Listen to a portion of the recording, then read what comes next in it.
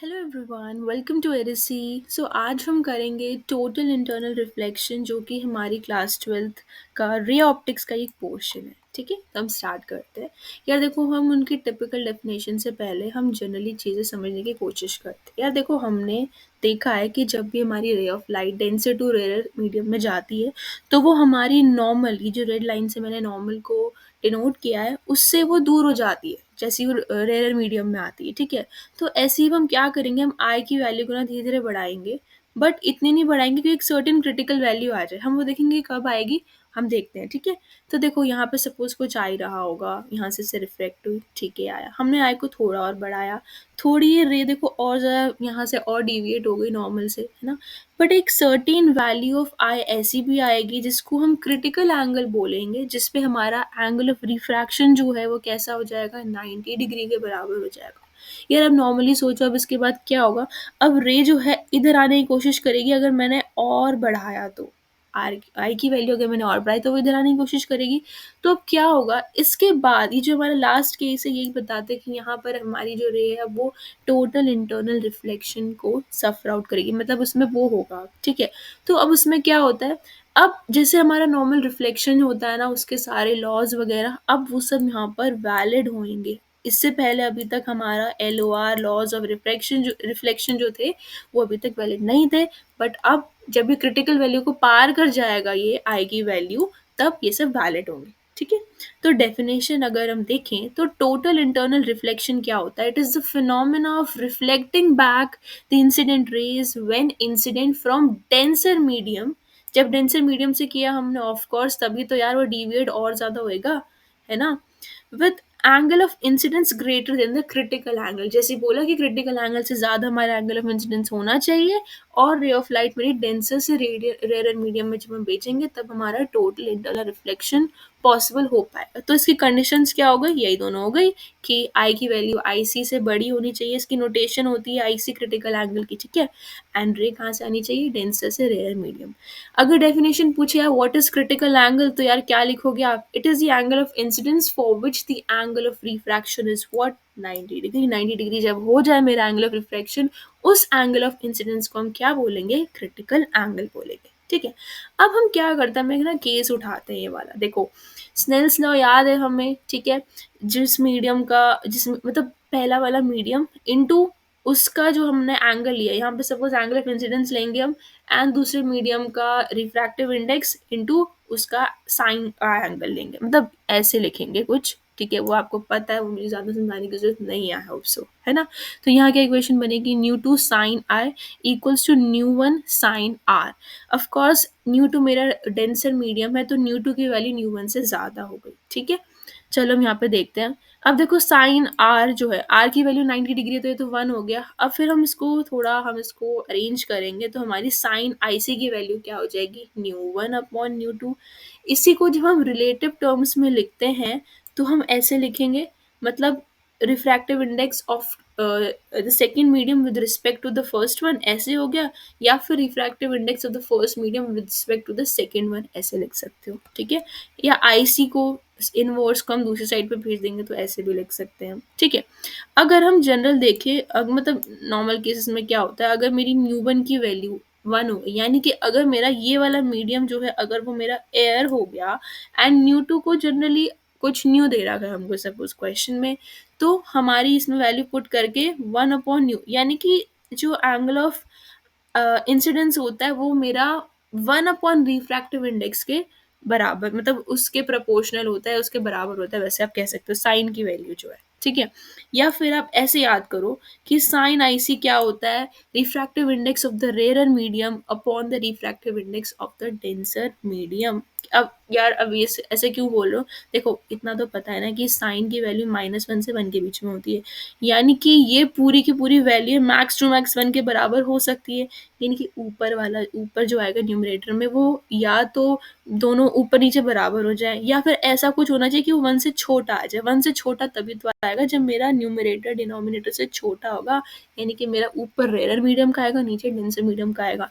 ये नहीं याद हो रहा है तो लॉजिक लगा लो, गलती नहीं करोगे। ठीक है, ये हो गया। चलो हम पहले हम केस देखते हैं अपना, हमें सपोज ग्राफ प्लॉट करना है, उसके लिए हम कुछ पहले कुछ सॉल्व और कुछ इक्वेशंस बनाते तभी तो हमारा ग्राफ बनेगा। ठीक है, हमने नॉर्मल केस ले लिया कि अभी हम क्रिटिकल स्टेट पर नहीं आए। तो यहाँ से मेरी रे गई, दूसरे मीडियम में आई, डेंसर से रेयर मीडियम में जा रही है, ये मेरा रेयर मीडियम आ गया, तो रे सपोज मेरी ऐसे निकल गई। ठीक है, अब मुझे एंगल ऑफ डिविएशन निकालना है, यानी कि मेरी अगर रे सीधी सीधी आती है, अगर उसमें कुछ डिविएशन सफ़र नहीं करता है, तो जो ब्लू वाली लाइन है, ये सियान ब्लू होता है, जो भी टर्किश ब्लू है, ये इसके थ्रू निकल जाती है, बट ये ऐसे डिविएट हो गई इधर पर्पल वाली की तरफ, तो ये मेरा एंगल ऑफ डिविएशन हो गया। ये एंगल ऑफ डिविएशन कैसे आएगा मेरा, आर माइनस आई करूँगी तो मेरा एंगल ऑफ डिविएशन आएगा। ठीक है, अब यहाँ पर हम क्या लगाएंगे, स्नेल्स लॉ लगाते हैं।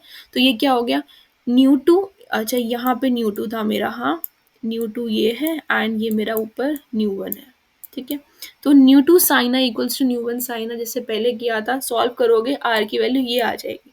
तो मेरा एंगल ऑफ डिविएशन क्या हो गया, ये हो गया sine inverse nu two upon nu one sine I, ये पूरा है माइनस आई। ठीक है, ये पहली इक्वेशन है, इसको याद रखेंगे।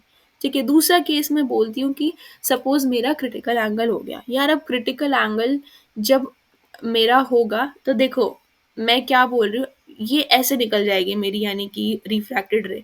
तो अगर मेरी मतलब डिविएशन नहीं होता तो सीधा सीधा ऐसे ऐसे जाता, तो ये मेरा डिविएशन का एंगल हो गया। अब ये तो नॉर्मल हम निकाल सकते हैं ना, 90 माइनस आई, वही लिखा है, रेडियंस में देखना है ना हम सब कुछ, तो हम पाई/2 माइनस आई लिख देंगे। तो ये मेरा डिविएशन हो गया। ठीक है, दूसरा हम लास्ट केस में चलते हैं कि अब हमारा सब क्या हो रहा है, सब टोटल इंटरनल रिफ्लेक्शन हो गया भाई। अब हमारा अब सारे लॉज ऑफ रिफ्लेक्शन जो है वो वैलिड होंगे। तो वो जैसे हमने देखा था पहले, वो वाला हमारा नॉर्मल फॉर्मूला लग जाएगा, पाई/2y। नहीं याद है तो हम थोड़ा ऐसे देख सकते हो कि यार अगर रिफ्लेक्शन ऐसे मतलब ऐसा कुछ भी नहीं होता तो सीधी सीधी रे ऐसे चली जाती, बट अब ये ऐसे रिफ्लेक्ट हो गई है, ऐसे रिफ्लेक्ट बैक हो गई, यानी कि ये वाला आयन ये वाला आए, angle of incidence and reflection वाला जो एंगल है वो बराबर होता है, यानी कि ये भी आय हो गया, ये भी आय हो गया। तो अब मेरा डिविएशन इतना हो गया, यहाँ से लेकर यहाँ तक आ गया, तो ये मेरा क्या हो गया, पाई/2i, यानी कि 180 में 2i माइनस कर दो तो मेरा डिविएशन आ जाएगा। ठीक है, ये मेरी थर्ड इक्वेशन हो गई। तो अब समराइज करते हैं फटाक से। देखो पहला, जब मेरा आईसी से छोटा है मेरा एंगल ऑफ इंसिडेंस, तो ये वाली इक्वेशन आएगी। ठीक है, यानी कि अगर मैंने आई की वैल्यू से 0 रख दी तो यार ये वाला भी खत्म हो जाएगा, ये भी खत्म हो जाएगा, यानी कि मेरा डिविएशन 0 हो जाएगा, यानी कि मेरा ग्राफ जो है वो 0 से शुरू होना चाहिए। ठीक है, दूसरा केस क्या था, आईसी के बराबर जब हम देखोगे तो मेरा पाई/2 माइनस आई आया था, ये हमने निकाला था, एंड अगर आई की वैल्यू मेरी आईसी से बड़ी होगी तो मेरा पाई/2i आएगा।